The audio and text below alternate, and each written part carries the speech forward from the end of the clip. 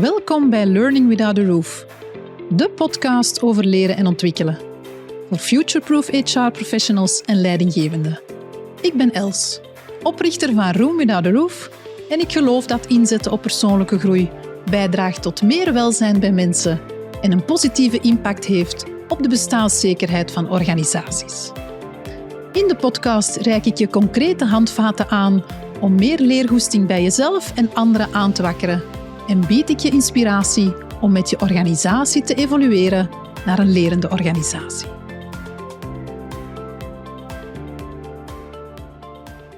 Welkom bij deze nieuwe aflevering van Learning Without a Roof.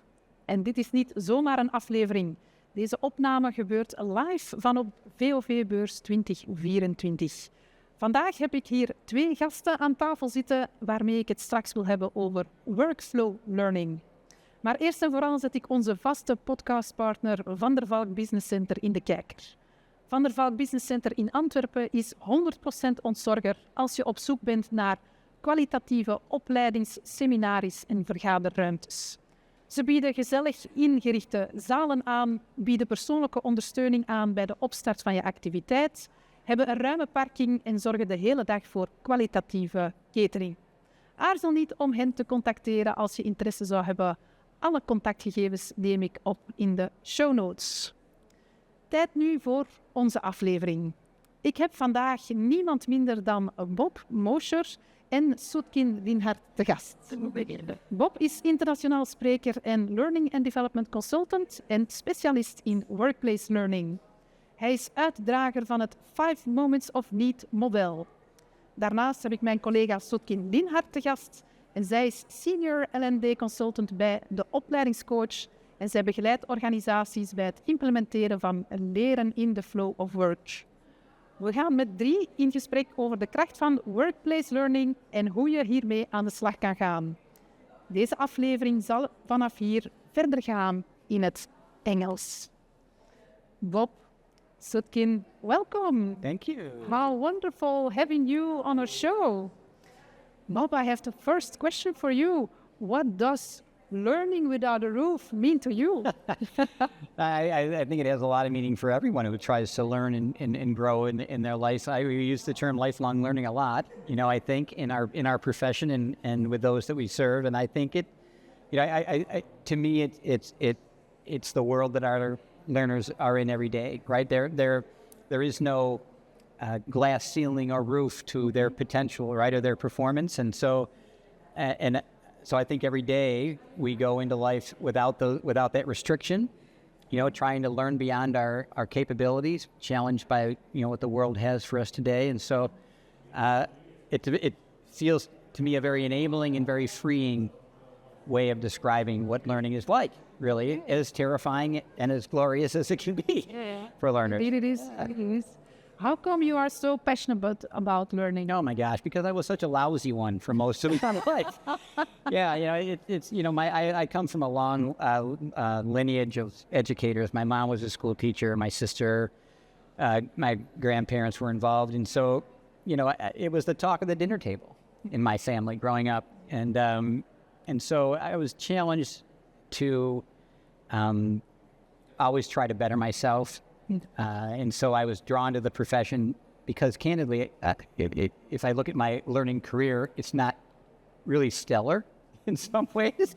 I was a challenging learner, let's put it that way, right? So I sort of went into it with a thought of, is there another way to look at it than the systems we have in place? And that's what led me to workflow learning and the 5 moments and things. Is just you didn't start in L&D, didn't you? No. Well, I was what we call in the States an elementary school teacher. I was a school teacher for 8-year-olds.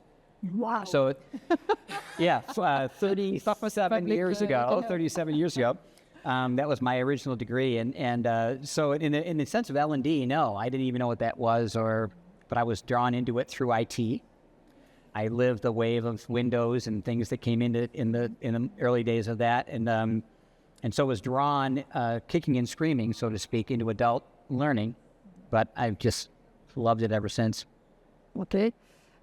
You are consultant in workplace learning. What is the power of it?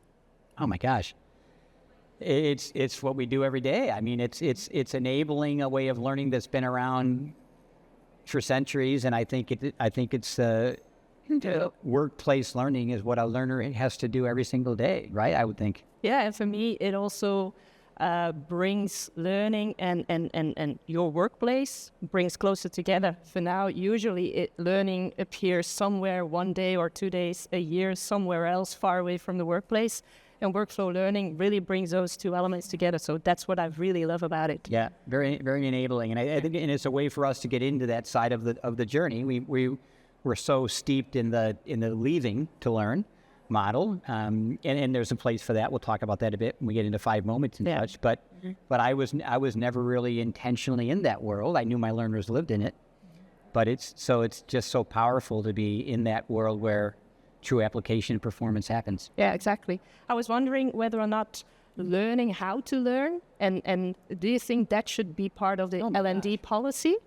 I think it should be a part of I don't know what the system is over here, but I think it should be a part of the education process. You know, metacognitive skills have been around for quite a long time if you follow learning science at all, there are ways to learn effectively. There are ways to for your own, not be taught, but to learn effectively.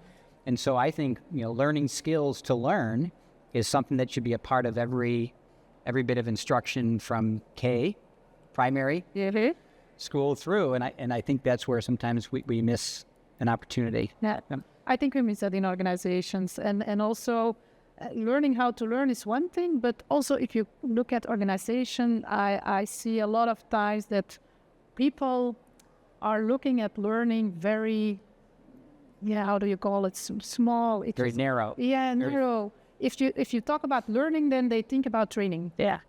Well, and we're living that curse, aren't we? In some ways, I mean, in my keynote this morning, I shared one of my favorite phrases that every L&D professional cringes at, and that's when those that we serve walk in our office and go, "I would like 5 days of training on leadership," or "I'd like 8 days of e-learning on customer service or empathy." I mean, my gosh, it's put us in a box. This training word. And training is a part of the journey, but it begins it doesn't end it. And so I think sometimes we're limited by that and put in a box because of it, and not allowed to go to the workplace where it's way more effective. Exactly. Yeah. That brings us at the 5 moments of need model. We are a huge fan of. Big fan. I'm often associated with it, but I always am very careful. Dr. Conrad Gottfredson, who is my business partner, is the pioneer of it. He's entering his 50th year of L&D. He's 72 years old, and he he always tells the story. In 1982, he had left with a PhD in instructional psychology and technology from university, and he was in a large major energy company, ran their whole training department, and ran headlong into the idea that training is not enough. His first large thing he was asked to tackle was an abysmal failure because it stopped at training. And of course, the organization came back and were more than happy to pile on him that he was bad or training was terrible. And he's like, no, it's wonder. I mean, no, I did everything I was taught. The training was stunning. But what he sensed was the organization wanted more than that, and needed him to play a more active role in more than just that. And that pulled him into the 5 moments and looking deeper into what that meant, because he ran headlong into apply, right? He knew and more in the first 2, typically associated with training. Apply, solve, and change are the workflow. Yeah. Even though new and more, by the way, is also there as well. But what he realized, and as I became a practitioner of the discipline, was that I was the same. I was steeped in new and more, had plenty in that area, but I was not at all intentionally involved in apply, change, and solve.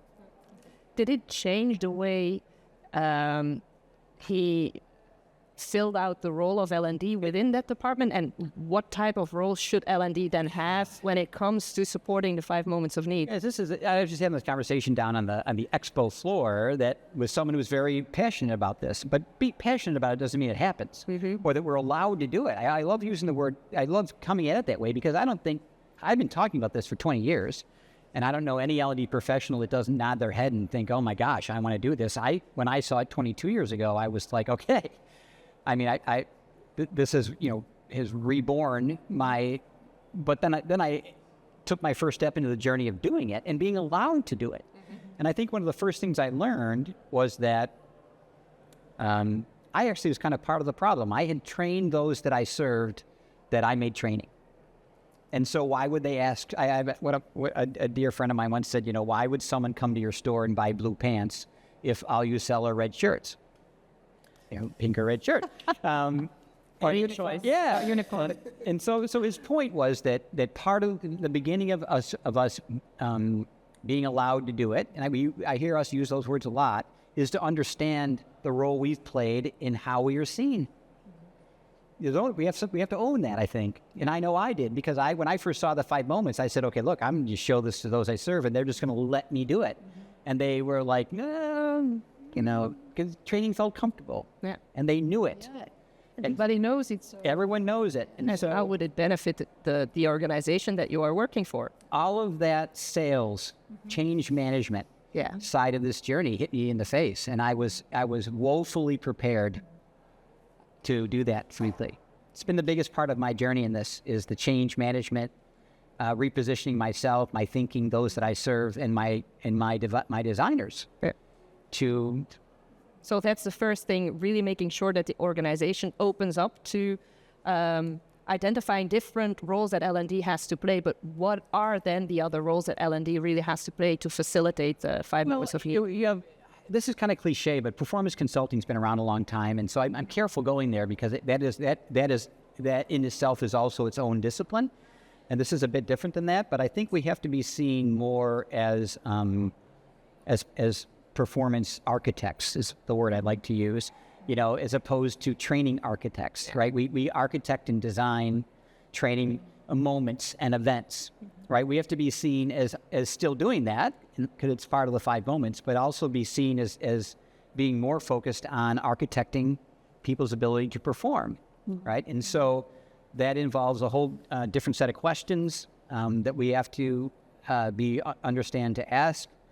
And at the same time, you have to have a different set of deliverables. Because the danger is asking the question, because you might get a response with, okay, expectations. I want 10 of those. Yeah. And tomorrow. Yeah. And so you have to be prepared with what does it mean to make 10 of those, right? And so it's an evolutionary journey. People do get excited. I mean, the reaction of, I really would like to have that by tomorrow. I really had that in my own experiences as well. I was also wondering if you could share some experiences on how to gradually implement the 5 moments of need, because if you do it immediately to the full length, it's quite daunting. Yeah. So I was wondering whether or not you had some experiences on how to go about every day. And here's the good news in this journey, is because and that's actually good news for people that might be listening or trying to do this, because when I took it on, I was going to change it like tomorrow. And myself and my staff and my thinking and my design ability and the tools that I used. No way. I mean, I wasn't prepared for that degree of change, nor were those that I served, because they had to see its value. Yeah. They had to. So the good news is there's time. My mom was as I shared, was a lifetime educator, and one of the greatest bits of information she gave me was, although there will be revolutionary approaches to instruction, and I think this is one, they'll only be adopted in an evolutionary way.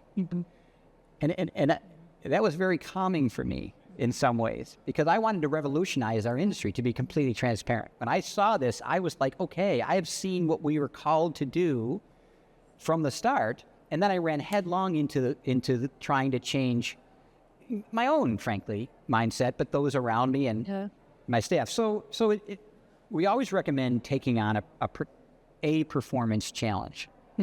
And addressing it with some of the tools of the trade, digital coaches and other things that we can talk about. And when I say that, I mean a really small thing. In the world of performance, a task is the smallest element of design. Like a task, like filling out an expense report, is a task that has steps. involved. We think in words like a course, lesson, chapter. No, those are massive chunks of information. When I say take it one step at a time, you can get as granular as helping a task be performed better and building support in the workflow to help correct that task. We were once called into a large organization that had bought a CRM, Salesforce. You guys may know, have heard of Salesforce. And of course, they wanted to change the way their salespeople sold by this miraculous tool they were going to use. And so we went in to take on this thing. And of course, they were very myopic, very focused on Salesforce and wanting us to design for that. Well, when we sat down with those that sold and the managers, we realized right away that if the managers didn't adopt Salesforce, if they didn't think Salesforce was going to help them sell, it would never be adopted at the Salesforce level. So again, the change management thing. I mean, yeah, and so I sat down with them. I said, look, can I just tell you, forget Salesforce. What is the most challenging performance obstacle that your sales reps face in selling, or you as a manager face every day in being a good sales manager?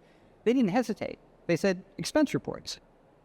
So that was the task that you would focus on. Like, excuse me, they didn't say a CRM or the sales process or closing deals. They were like, what drives me crazy every week as a sales manager is my sales folks can't do an expense report correctly, and it takes a day of my time.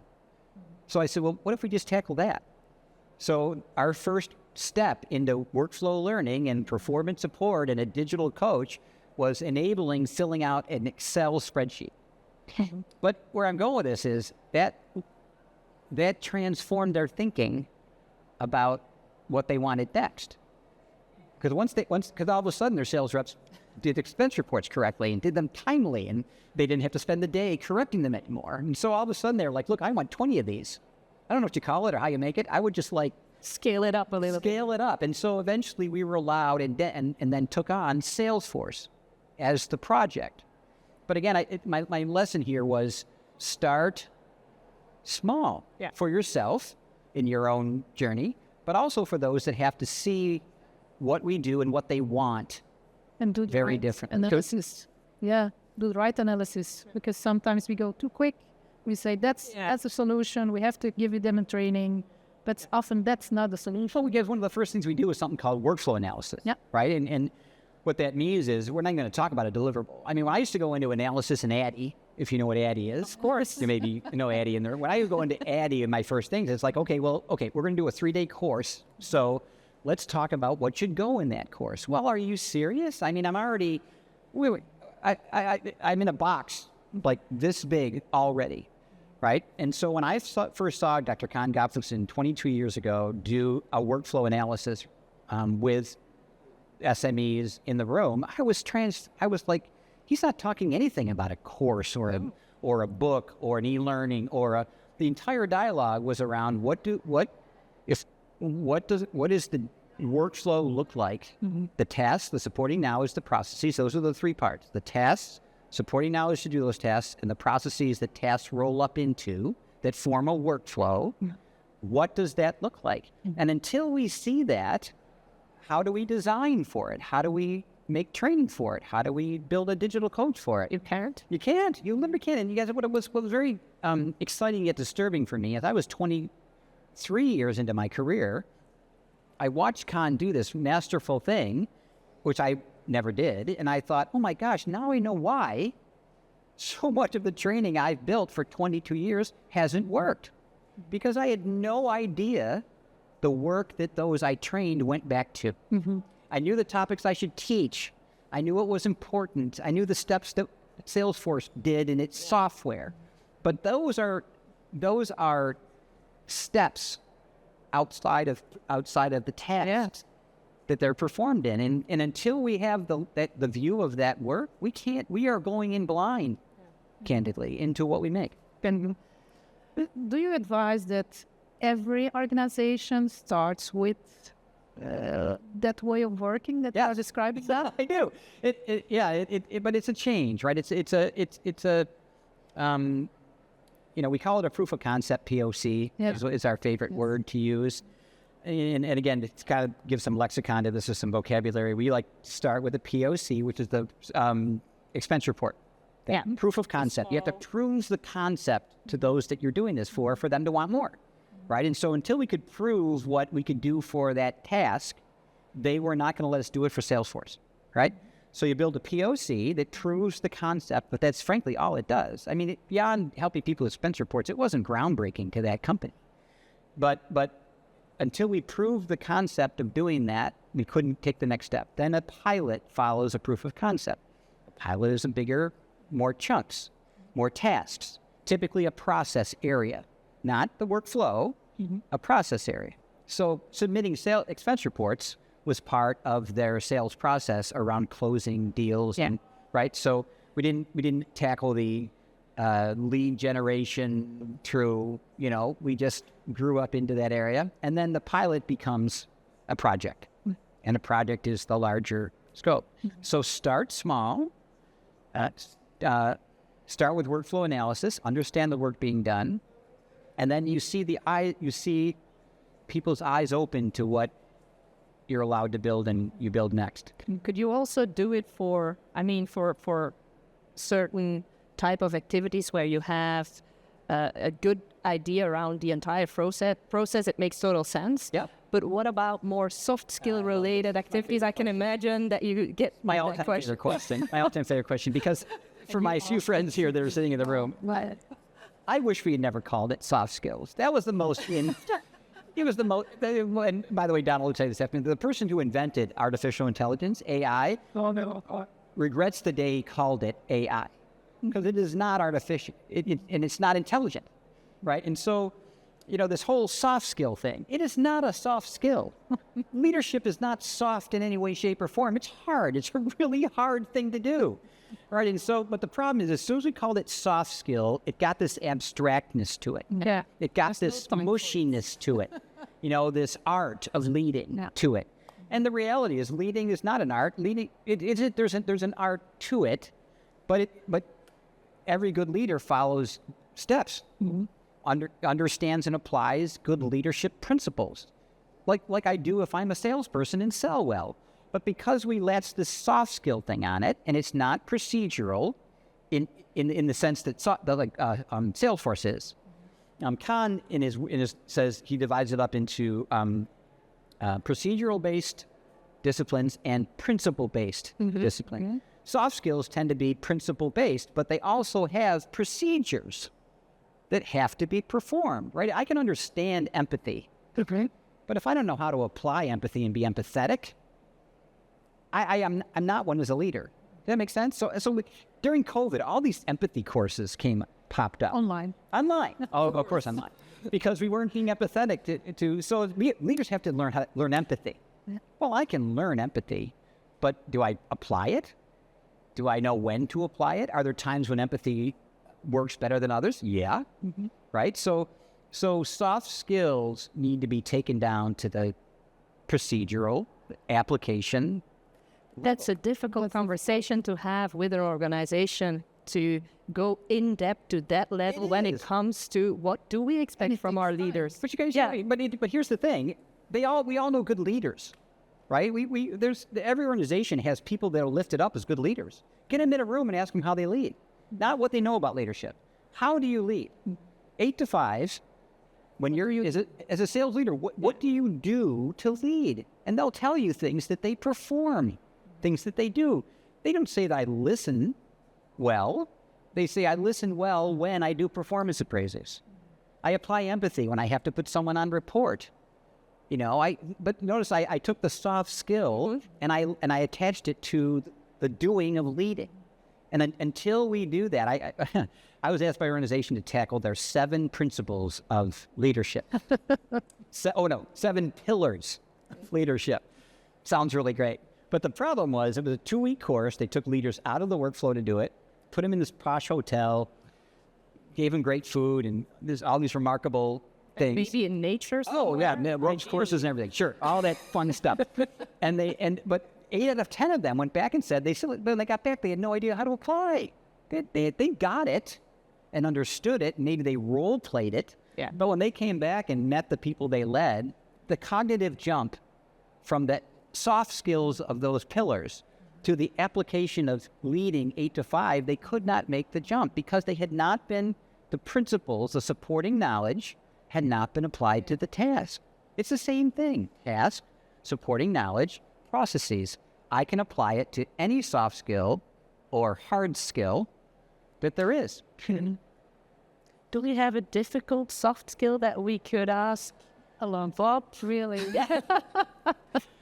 It's funny. We were doing at RWA, an organization of leadership, and we had a bunch of leaders in the room, and we had one of their C-suite, the people that paid us to come in and do this thing, observing. And after the first day of RWA and hearing all that their leaders went through, I was sitting back at the guy and said, look, you know what? Leadership is not a soft skill anymore to me. Leadership is a hard skill.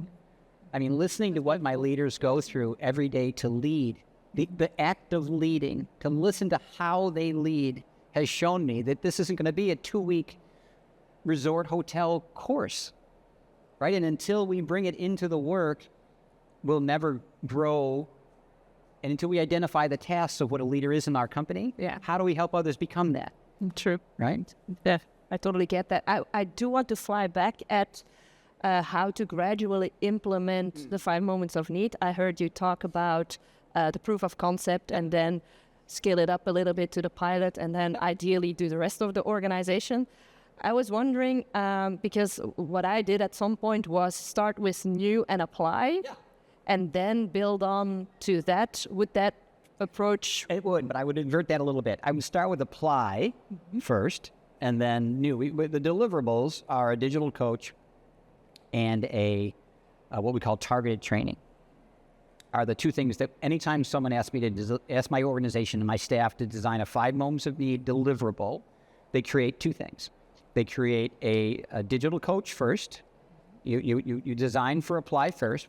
If there was no training, what would I give people to survive, right? And I'm still, by the way, got to do training, but you should really ask your designers if there was no training, what would you build for people? What would you give them? And I guarantee you it wouldn't be a course. You would build something very different, right? So a digital coach is the embedded, with technology, obviously, that sits in the workflow side by side with my learner and helps them get through the expense report by understanding and doing. After I understand that, then I still build targeted training. What do I still have to train on?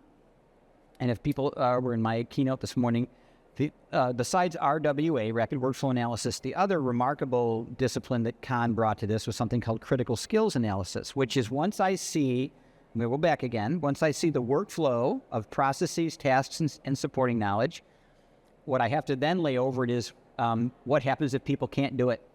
Each thing, each task.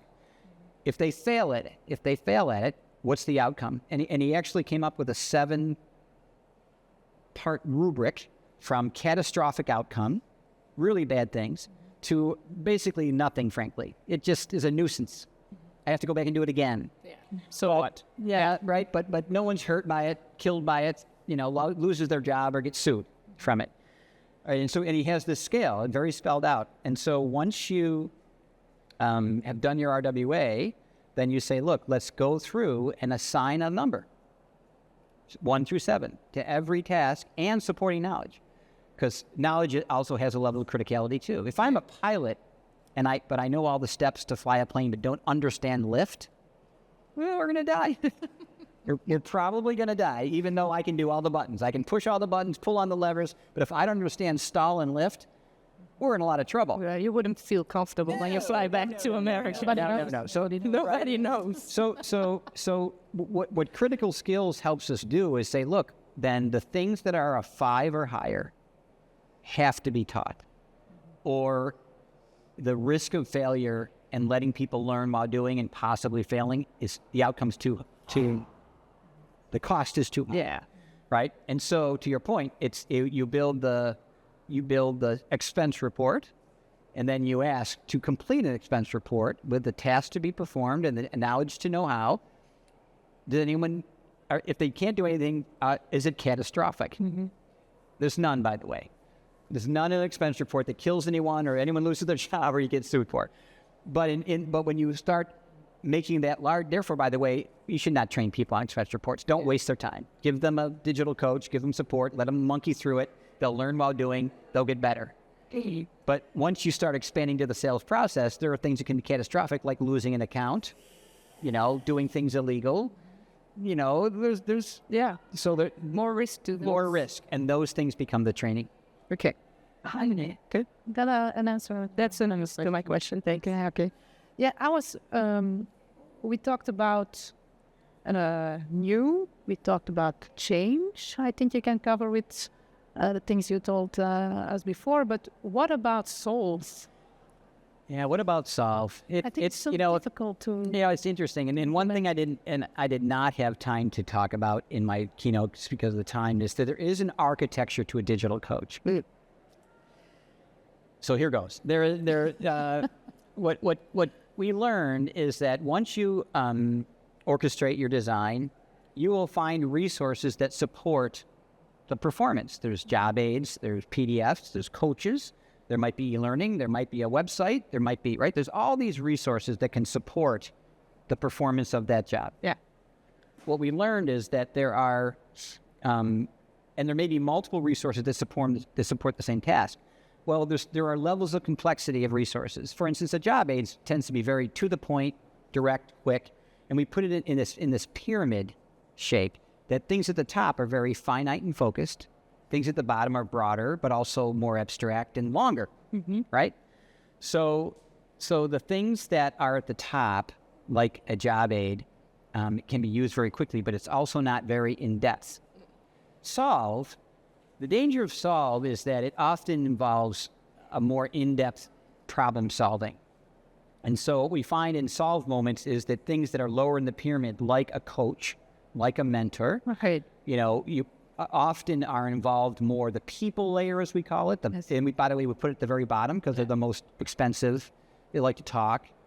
They're hard to find. Inefficient is what They're you mean. super inefficient. They're hard to keep current. There's all these, they're wonderful as individuals. But as far as a resource goes, they're really hard and they're super expensive. So we put them last. But in the solve moment, people tend to look for others as opposed to, because it's a hurting moment. I failed.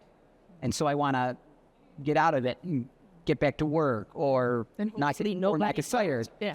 These kinds of things. So so if you build your digital coach well, learners will gravitate toward the lower ends during solve, and they tend to stay at the top part more during change and apply. Okay. So a community comes in, their colleagues, coaches, They're working together.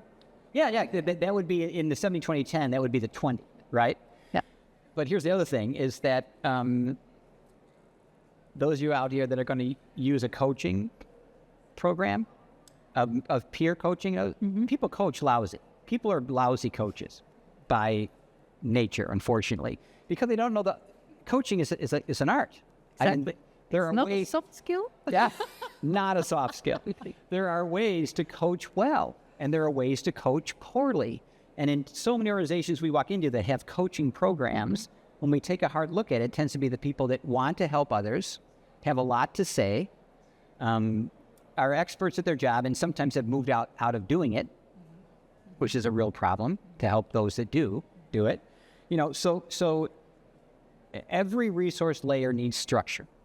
Khan's a big content structure guy, Dr. Gopkison's. A job aid needs structure. A coach needs structure. A reference needs structure. You know what I mean? And often, part of the reason resources are ineffective is not their availability or the degree to which they are correct. It's the way in which they are structured that makes them ineffective. Coaching is a notorious one that is structured poorly, not in availability or desire or motivation. It's that when you watch the act of coaching, it's done poorly. Yeah, I can imagine. I do want to align a little bit on what we often get as a feedback is that SMEs are over requested. You want them to help you with your workflow analysis, but usually they're used to deliver training, to train on board new people coming in, etc., etc. So they are unavailable often. Do you think the model or the framework of the 5 moments of need can also help to lighten up the burden, the training burden for them? It really does. It really does, because we talked about in my keynote that if you do a 5 moments of need well, your training footprint is reduced by half or more. So if that burden's on your SME, that's half the time they're not needed to do that. Yeah. And they can do other SME things. Like solving. Like helping solve as a coach, right? I mean, poorly. Yeah. But yeah, so the structure brings great insight to things, I've learned, right? And when things don't work well, a lot of times when you dig deep, it's because of the lack of structure. Parenting, we can go there all day. Lack of structure. We don't have to. Yeah. But anyway, but coaching, right? Lack of structure, these kinds of things. In SMEs, it does help. You've talked about job aids. You've talked about structuring coaches, etc. So content or managing the information, it's a huge thing. Massive. What I've learned within the project I've done is that content or information is often scattered around the organization. It is. What would your advice be? Because introducing a new system or a new application usually also adds to very insightful question. Duplicating information, managing that, etc., etc. 2 things when you journey into this. Number 1, content management comes back in a big way. We got in it in the 90s, pretty heavy. Content management systems, LCM, and learning content management systems were born, and because they were lacking context in many ways, they didn't take off. There was no hook. There was no, and so they became these overburdened systems with content that was meta tagged and these things we did to it with nothing to hang it on. No workflow, no context to put it in. So 2 things. Number 1, if your digital coach is perceived as another system, it's not going to happen. It is not going to happen because there's enough systems already. Yeah. So what you have to position it as is that, look, I'm not going to add a system to chaos. I'm going to bring semblance to chaos. Right? We have these scattered systems right now. And when we did content analysis, when we got into our RWA and so on, we found that when we got to the resource layer, that there's a lot of it. And there's redundancy. Yeah, and we often don't know that there is already some content information available. Right. So it's a discovery process, right? And so part of the 5 moments of need journey will be a content management discussion and governance of that content. You have to get there. Yeah. But what I love about it is I had the governance conversation before, and when I was only doing new and more, and it never went anywhere. Once you move into apply and solve and change, those systems were designed to serve those moments, not new and more. They were designed to serve apply, change, and solve. And so now I have a workflow with which to assign it to, and have a conversation around. Well, we have 2 things to do that. Which one do you want to use? And can we retire the old one? These really important conversations start coming up. And by the way, who keeps it current? These really important conversations start coming up, but in the context of something that is more meaningful. Yeah. That's a tough. It's a tough one because real tough. Yeah, I've ran a project in a pharmaceutical company. A lot of procedures, and I'm talking about 10,000 procedures that are SOPs. already being managed in another system, and it needs to be in that system because it's validated and stuff like that. So it's quite difficult then in that kind of situation to think about adding another layer or implementing a new application or a new system to really support the performance. So again, the digital coach has to be able to reach into that system, by the way, and pull that information out. For the learner, it shouldn't be a new UI. It should be we often hear a single source of truth used with this a lot. Yeah. Right? And so a well-designed digital coach, I'm getting technical here, but a well-designed digital coach can have a window on my screen that is nothing more than a view into that content management system or that content repository or that SOP library. And I don't know that. I don't know where it's pulled from. I just know I'm just presented with the answer. You want to have it integrated. Integrated, exactly. And those systems have to be maintained and reside on the back end of that. Yeah. And what's the responsibility of the learners in that part of the process? They're really good at maintenance, frankly, because they find things that are wrong, or they find an SOP that's old, or they do something a different way than the SOP thinks I should have done it. But frankly, the way I do it's better than the SOP. So I'm involved in the curation, maintenance process of that through feedback loops and these kinds of things that a digital coach can do. But the heavy lifting, though, is on the back end of on the content repository side, and whoever maintains and. Should that also be part of the role of L&D? Yes. This is why, but again, this is why this is exciting for me, because when I was back to how we started, right? When I was in the box of training, keeping that current, I was only seen as so helpful. Yeah. Right. Once I was seen in the apply, solve, and change world of the 5 moments, as well as the new and more, which they still expected me to do, my role in the organization, my value to the enterprise, my ability to map to KPIs and all these other things that businesses really care about. Exactly. That when all I was new and more, they didn't really see how I really was connected to. Yeah. Transformed everything. Yeah. They really see you then as a way to help them be better and You're a perform better business as partner. Yeah, exactly. You're not a learning partner. You want to get out of the learning business, friends. Believe it or not, it sounds bizarre. But because the learning department is seen as that wing of the building, or that group that comes and bothers my SMEs when they should be working, right? Where it's that other thing. I want to be seen as a business partner and the first person at the table when something has to be done. Yeah. Because I'm a part of the whole journey, not just that small part of it. However, it's for a lot of learning and development professionals a huge change. Yeah. Massive.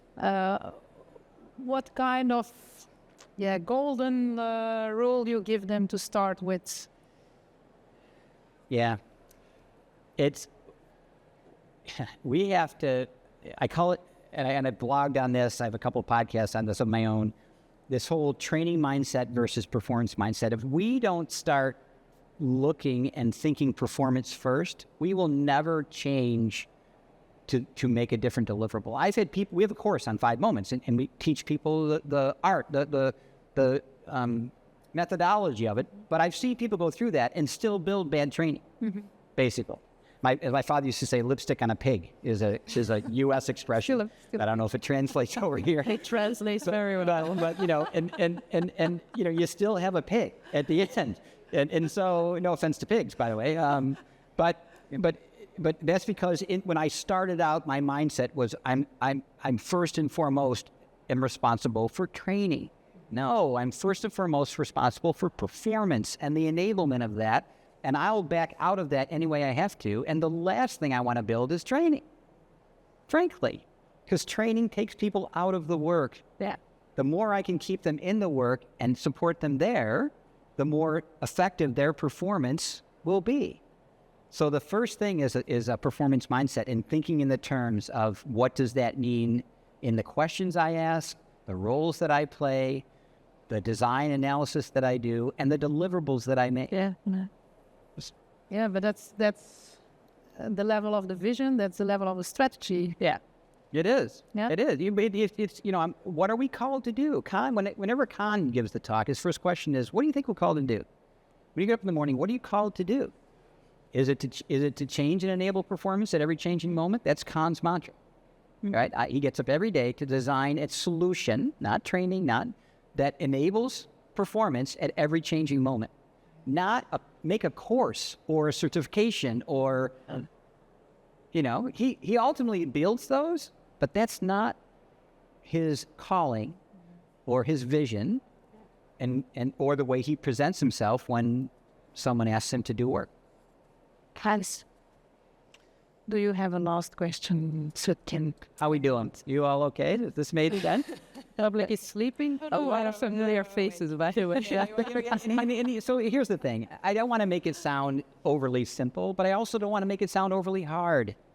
I've been at this for 22 years intentionally, and I'm still getting better at it. And there's things I need to get better at. But there's a great Khan always said, you boil the ocean 1 cup at a time. Beautiful. You don't boil the ocean, which is, so as I said earlier, give yourself some grace. Allow yourself to build that tiny POC for expense reports and keep making training on the side. Yeah. right? And allow yourself to crawl, walk, run into it. And it will be transformational. But if your job is to leave this conference or hear me speak and go home and transform yourself in your department and your organization, it ain't going to happen. It just really doesn't happen. Okay, so we're not inviting you back to... You heard what he said. Relax. Yeah, relax. Take it easy. One step at a time. I had a lot of metaphors. But It's okay. No questions. Our time's up. Thank you. Bob's already there, so... Yeah. Thank you very much, Bob, for the fascinating conversation we had. Soetkin also. Thank you for being here. I know, Bob, you have a very busy schedule, so you are happy we could have you here on our show. And to the listeners, there shouldn't be a roof on learning and development. I hope we could inspire you how to remove that roof by using the 5 moments of need. Keep following us on our channels on LinkedIn and Instagram. And of course, stay tuned for our next episode. Thank you. Het team van Room Without a Roof en dan meer specifiek de instructional designers van het team van de Opleidingscoach zijn dagelijks betrokken bij het ontwerpen en herontwerpen van leertrajecten. Wil jij jouw leertrajecten ook meer future-proof maken? Geef ons gerust een seintje of sluit aan bij de workshop Ontwerp van hybride leertrajecten van de Opleidingscoach. Ik zet alle info hierover in de show notes. Voordat ik deze aflevering officieel afrond, heb ik toch nog iets te delen met jullie. En dat is niet zomaar iets. Het is een nieuwtje dat perfect aansluit bij het thema van vandaag. Een nieuwtje dat interessant is voor alle KMO's in ons netwerk. Ik mag met trots aankondigen dat Room Without a Roof uitgekozen is als een van de geprefereerde partners voor het project Boost jouw leercultuur. Een project dat door Europa WSE wordt ondersteund en gefinancierd. Als je als KMO dus een boost wil geven aan leren binnen jouw organisatie, dan kan je gratis beroep doen op onze dienstverlening. Alle info hierover kan je terugvinden in de show notes. Of stuur ons een mailtje op info@roomwithoutaroof.be en dan bezorgen we je alle voorwaarden. Ik hoop dat ook deze aflevering jou kon inspireren. Op leren en ontwikkelen hoeft geen dak te liggen. Ik hoor graag hoe jij het dak eraf haalt door mee jouw schouders te zetten onder het ontwerp en de uitrol van leertrajecten van de toekomst. Bedankt om te luisteren. Tot volgende keer.